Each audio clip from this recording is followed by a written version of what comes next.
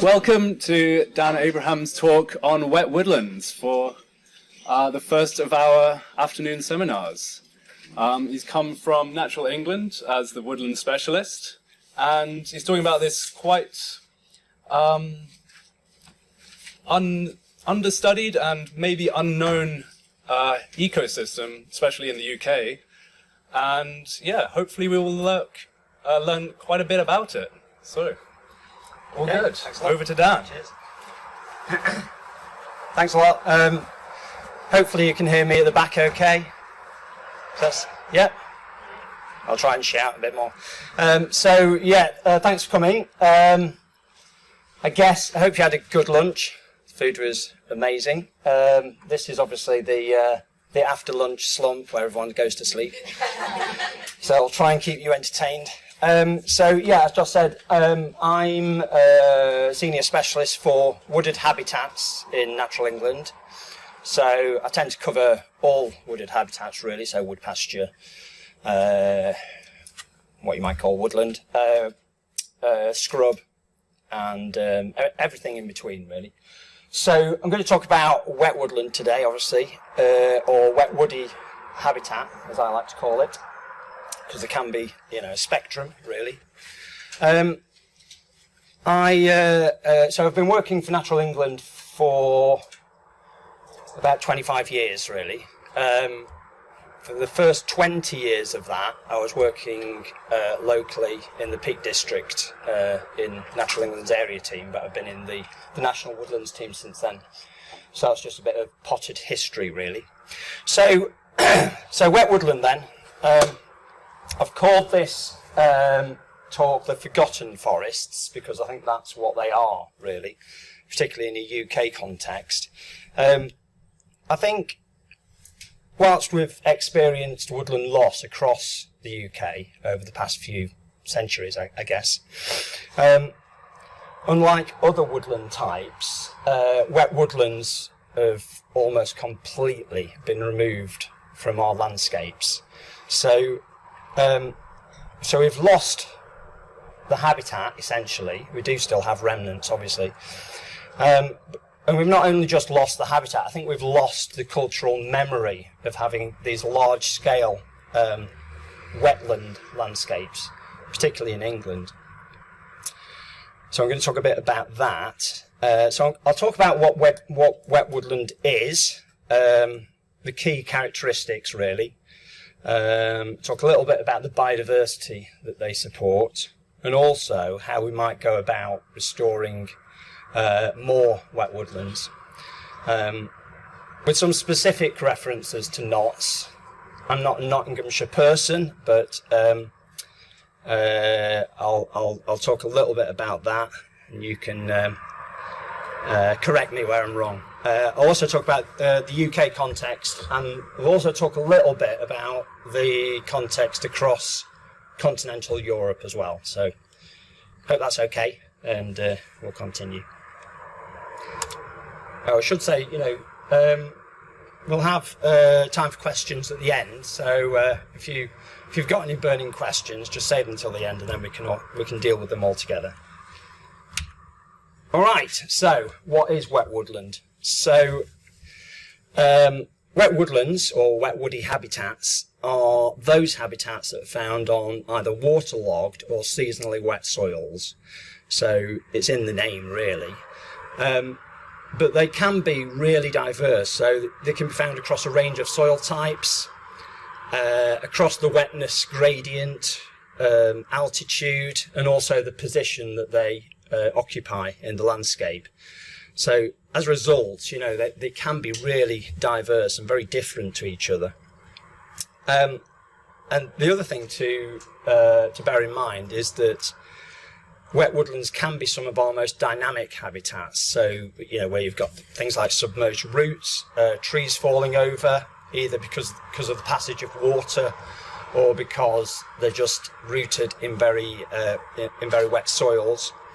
And that can create, this massive layering of structure. So the picture on my left, your right, you can see there's there's loads of diverse structure in there. So you've got trees, falling over, gnarly limbs, dead wood, etc. So they can be very diverse, and you can get this massive accumulation of decaying wood where they're just left to do their own thing, really. But as I said earlier, they have been pretty much comprehensively cleared from the English landscape. So the patches of habitat that we now have are generally very small, fragmented, and usually in poor condition. So, they'll have been affected by both drainage and abstraction. So, the water quantity has been reduced, but also they can be affected by pollution in watercourses as well. So often the water quality going into these sites has been affected by agriculture or industry, etc. So they haven't had the best of times, really. The National Vegetation Classification, which is the main system really to describe and map UK habitats, many of you might be familiar with it.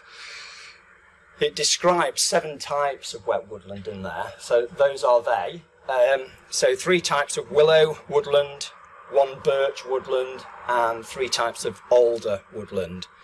So I think I'm right in saying that most of those are represented in Nottinghamshire, with the possible exception, well, the probable exception really, of the W3, bay willow, bottle sedge, woodland, which is more of a sort of like northern upland community really.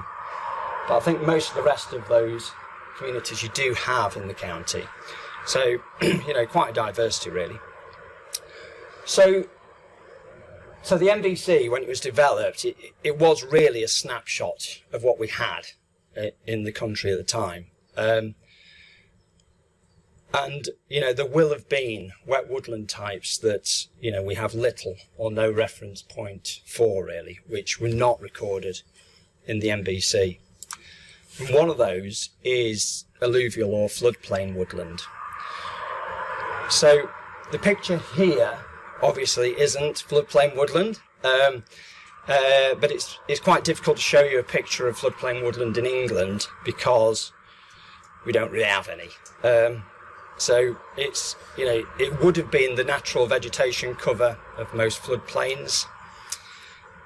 And as a habitat type, it's been, almost completely removed. There are some remnants in places like the New Forest, Spey Valley in Scotland. And you will see small remnants on rivers from time to time, but generally, it was not present in enough quantity in the MVC when they did it in the sort of like 80s to actually get any representative samples from. So it gives you a feel for how rare it is really. So this is the more common picture we see next to our watercourses. So basically what you've got here is some, quite nice, I guess, riparian trees alongside the watercourse. We should make the distinction, though, that riparian woodland, i.e. woodland that is immediately adjacent to rivers and streams, is not the same as alluvial floodplain woodland. And, riparian woodland is valuable as a buffer alongside watercourses, but it's no substitute for fully functioning floodplain woodland, which is connected to the river hydrologically, allowed to flood, and create an ever-changing mosaic of open water, wetland and wooded habitats. So I think the phrase that was coined earlier of, beaver and elk habitat, seems to spring to mind when thinking about those sorts of things. So we'll return to the issue of floodplain woodland later. I just wanted to introduce the sort of the concept. So wet woodland in general. So how much is there? Well, we don't really have any precise estimates on that, but there is a figure that is used, which is 78,000 hectares in wet woodland, which sounds like quite a lot, but it's actually only about half a percent of the land cover, and it's basically in small chunks. So 2/3 of the woodland is less than 20 hectares in extent, with another third less than 5 hectares. And there's a piece of work, a literature search was done, which found that the most frequent wet woodland size in England is about 4 hectares, so pretty small really. That's the general picture we have. Where is it? Well, I think David White talked about the National Forest Inventory earlier, so this is this large-scale survey of woodland across the UK. This is the distribution of wet woodland that was found through that survey. So you might notice a bit of white space where we are at the moment. Nottinghamshire obviously does have wet woodland, but the NFI didn't really pick it up to any great degree. So this gives you, it's not an exact picture of where wet woodland is, but it's that just general distribution of where the main sort of focus is really. And a few years ago, 2018 I think, Natural England produced this favourable conservation status for wet woodland. So in there, the consensus was that we needed another 53,000 hectares in England in order to achieve favourable conservation status, which is basically when the habitat or the species is regarded as thriving in England. So we're a long way off that, basically. But, having said all that about loss and things like that, where we do have wet woodlands, and particularly where we do have larger extents of wet woodlands, they are really biodiverse, or can be. So wet woodland is generally much richer than drier woodland types in the ground flora.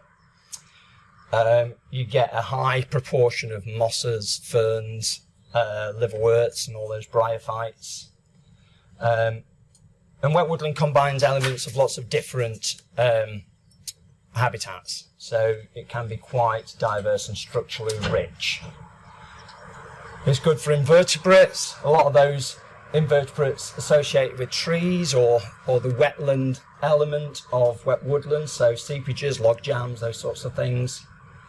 And also you get that diversity of deadwood, which you don't get in other wet woods, where you've got submerged and wet deadwood alongside drier elements as well.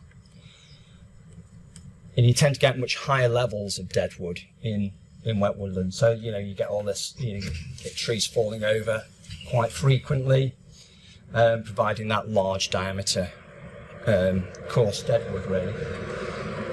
And another thing just to bear in mind is that, the ground floor, I talked about the ground floor in wet woodlands being much more diverse than that of drier woodland types.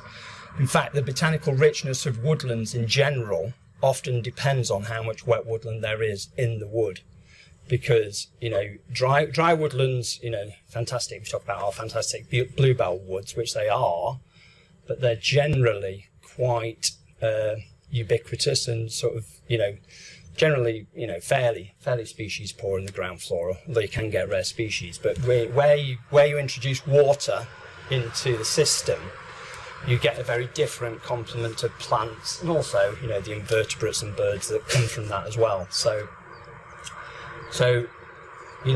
very often wet woodlands occur as small proportions of wider woodland complexes, but they are really important in terms of the overall biodiversity of those woods. And really good for species as well. So willow tit, probably familiar with the decline of willow tit over the last 50 years, I guess.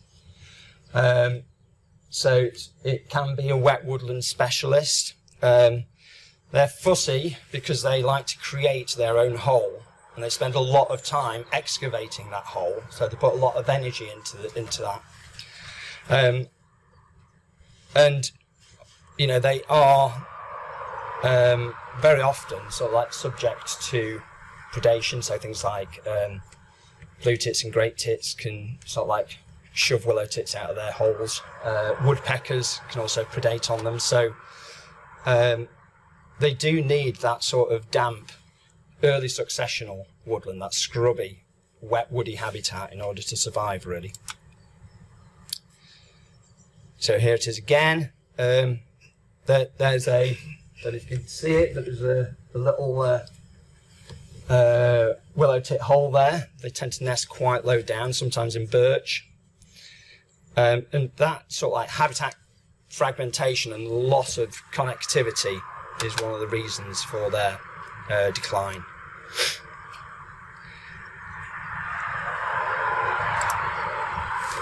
Other species are available, of course. So we talked about some of these earlier. Very synonymous with wet woody habitat. Hopefully we'll see, well, we will see more beaver going forward now. The otter, obviously, is something that has benefited in the past from the cleaning up of our rivers. Be interesting to see whether that that trend is reversed as we go forward. But yeah, so it's not just birds, invertebrates, and plants that these habitats are important for. It's mammals as well.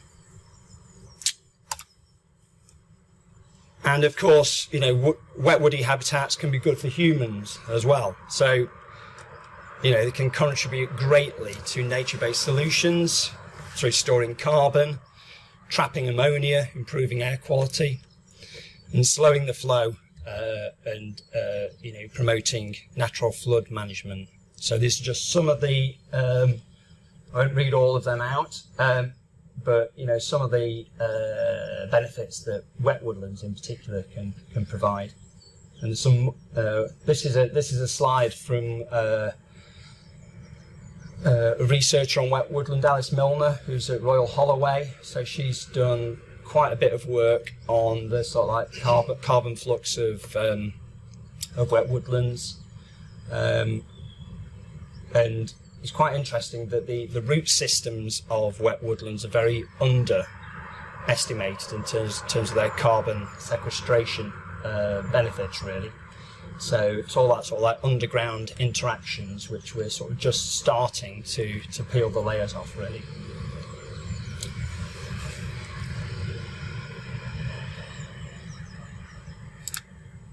Okay, so we've talked a little bit about wet woodlands in general. I'm going to talk a little bit about, restoration principles and things like that.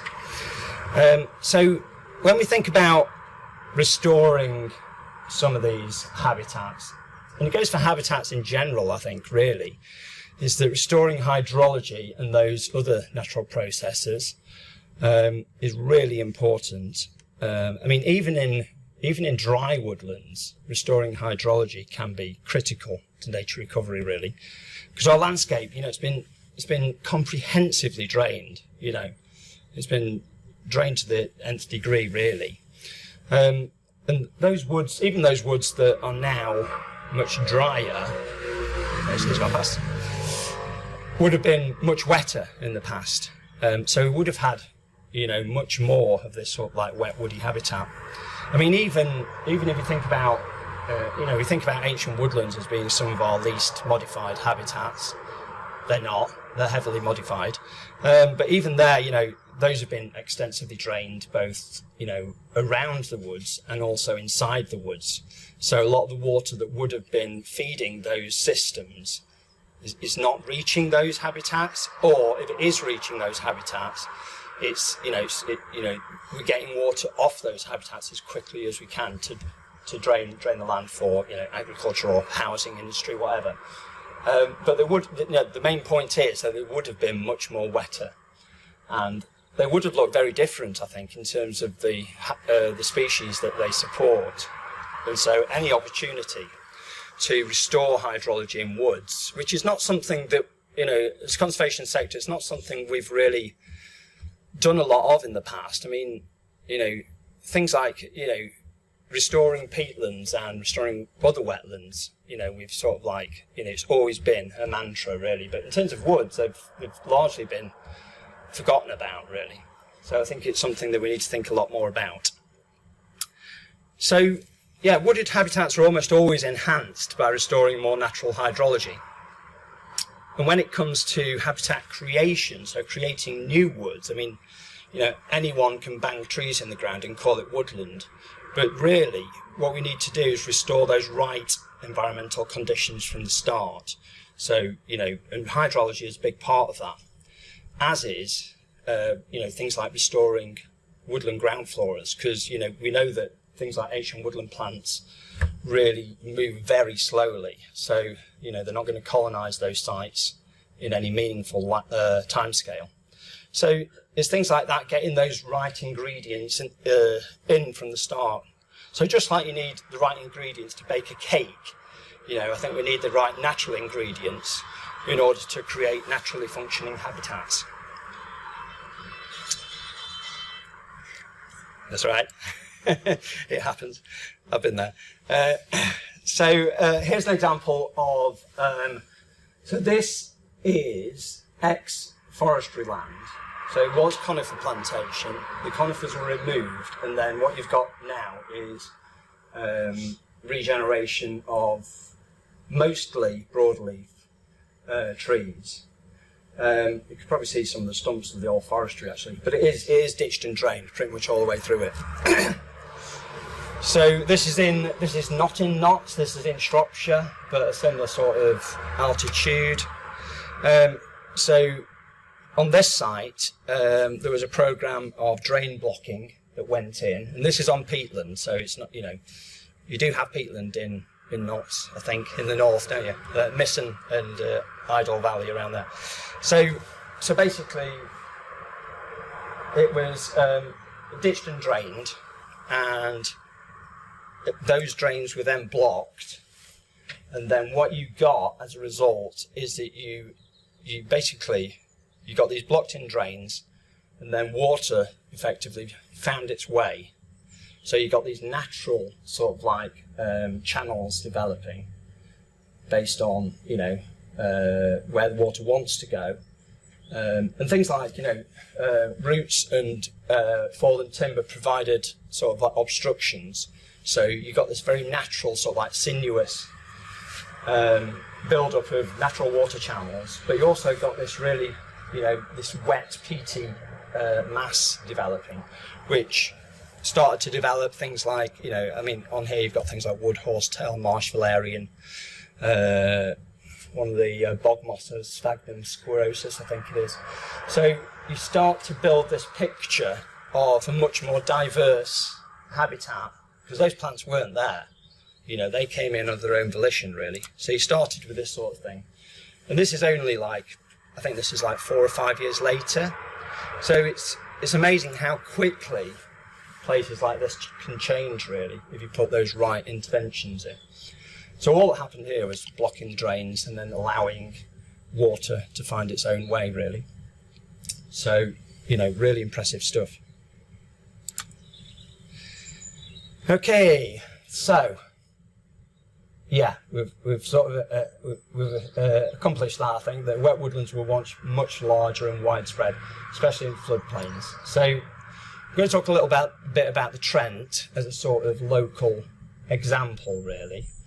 I don't know what the opportunities are in the Trent for wet woodland restoration, but I'm sure many of you in this room will know. But floodplains like the Trent have been very heavily modified over the years, whether that's for navigation or flood control and all those sorts of things, housing. But you don't have to go back very far to find that it was very different. So they were fishing. They were getting sturgeon out of the Trent, sort of like 7 foot long, in the sort of, what is that, 1800s, I guess, just on the cusp of the 1800s. So sturgeon, basically, they need not very many obstructions, and they need cool rivers as well. So they spawn in cool, clean water, essentially, with high oxygen levels. So treeless, overheated landscapes do not provide that for them. So a lot of the same things that sturgeon need, salmon and trout also need. So, I don't know whether we'll ever get sturgeon back in the Trent, but I was a bit peed off that they weren't catching them in the Derwent, being a Derbyshire resident, but there you go. They'd already gone from there. But it just shows you, you know, what we've lost over the years, really. Okay, so here is a map of the Trent floodplains. This is from EA data. So the Trent floodplain is essentially the blue shaded area. I've superimposed on that woodlands from the National Forest Inventory. So that's all the woodlands. So we've got one section going from Nottingham up to maybe Hofferingham, yeah, somewhere about that, and another one from like going up north up to, I think that's just north of Newark actually, yeah. So there is woodland on the floodplain on the Trent. That is clear. So although it is pretty sparse and fragmented and there's small parcels,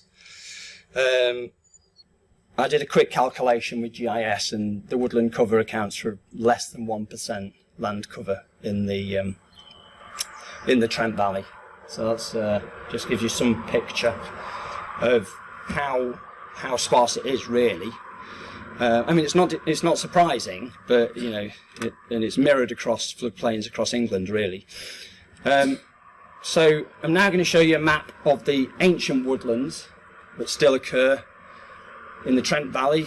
Any sort of like goes on what the percentage is?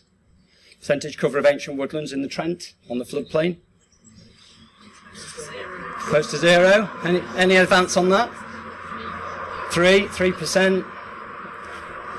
Okay, here's the big reveal. It is 0. Absolute 0. So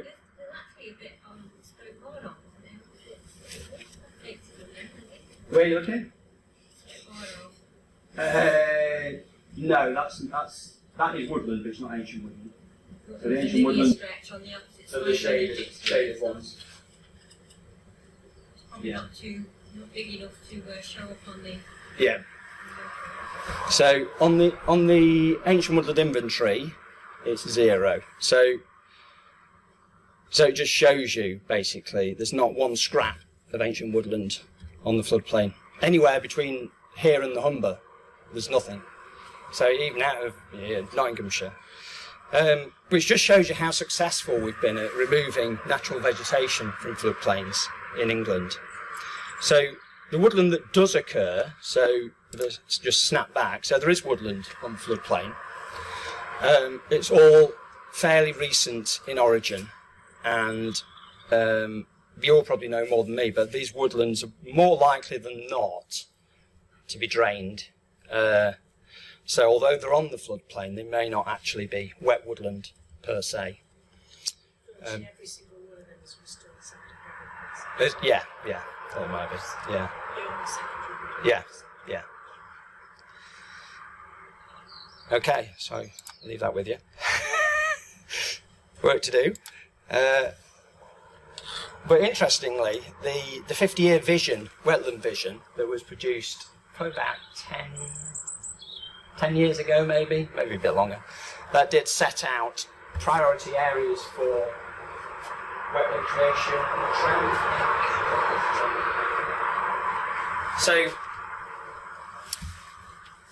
So it did seem like there were opportunities for wetland creation in the Trent. So what would floodplain woodland look like? Well, to do that, we have to go a bit further afield, really. So in September 2023, how are we doing for time, by the way, Joss? 7 minutes. 7 minutes, oh, I might have to speed up. Yeah. So in September 23, I was lucky enough to go on a study trip to Slovenia and saw proper floodplain woodland on the River Mura there, so that's what this is here. So it was quite interesting seeing a river and a woodland functioning more naturally than I'd ever seen before, really. So during the recent floods, and there were terrible floods there, the river rose by 10 metres. So pretty much all that land there was flooded. It topped over embankments, deposited sediment into the forest, which prior to embankment would have been a regular natural process. And it's not all embankment, so there are some more natural sections as well. But it was interesting to see this. So you were getting deposits through the woodland floor for at least sort of like, I don't know, 100 metres or more in either direction. And, you've seen sort of like silt sort of this deep deposited. And you think, well, that's probably what should be a natural process every year of just getting that throughput of sediment, nutrients, etc. The floodplain forest here is really structurally diverse. So, it's great to see it really. So when we were here, we were stood on the banks, and our guide there, Branko, he basically said, this is all that's left of the floodplain forest. Says it goes in 1 kilometre that way and 1 kilometre that way, and we were thinking, Jesus Christ, we'd kill for that in England, really. So any opportunities really to deliver floodplain woodland would be amazing, and there are some projects coming on stream now to do just that through the landscape recovery projects. Some of those that are coming on stream. So the Miura is really diverse. It's a tributary of the Danube, really. So it goes all the way through Slovenia and then dumps into Croatia and then eventually into the Danube. So it's home to about 200 species of birds, 600 species of plants, 1,200 butterflies. I mean, the list goes on, really. But it's not pristine habitat by any means. So there are some sections that look like this. The agriculture there is probably much more intensive than we have in the UK. You've just got these strip fields. They grow about 3 types of crop there, that's all. They're all sort of, they put all chemicals on there and stuff like that. So it's pretty intensive, and so in some sections all you have is this sort of like riparian strip, but then in other sections it's a lot more undisturbed. So you have these massive sort of like remnant oxbows, excuse me, lots of sort of like diverse woody habitat, so things from successional scrub through to full-blown woodland and everything in between, really. And this is just an example of this silt deposition. So this is basically silt that's been pushed into the forest by the river, up to 30 centimetres deep or more. You've got these massive logs, these deadwood logs.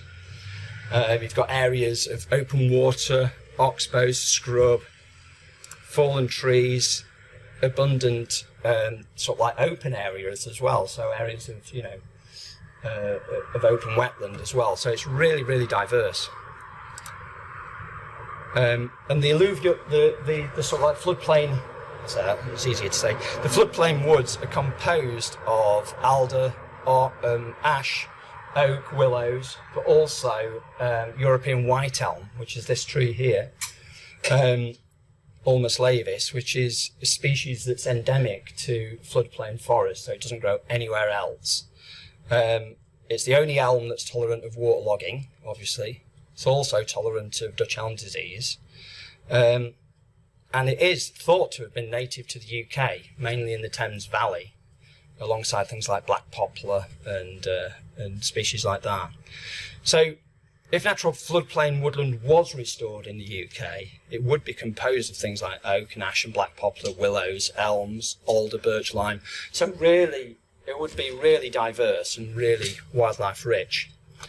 So I just thought I'd share those slides with you, not because they're my holiday snaps, but because, I think we need to look at things across Europe sometimes to understand what we've lost and what we could actually recreate if we were so minded to. So, the scope for recreating large-scale floodplain woodland is probably limited in the UK, but I think small to medium-scale projects could be initiated, and some of those, as I say, starting to come forward through the landscape recovery scheme. Forest Research have produced some good guidance around, not specifically around floodplain woodland, but floodplain woodland is featured in them. They're a bit planting rich for me. I'm more of a natural colonisation guy, I suppose. But having said that, there is, a reasonable amount of, good principles in those. So if you're interested, go and have a look at those as a first step, really. And that's pretty much all I wanted to say, really. So I'll stop there, and then if we've got time for a few questions, if anyone's got any, we might not have any. 6 minutes for questions. All right, okay, we'll do that.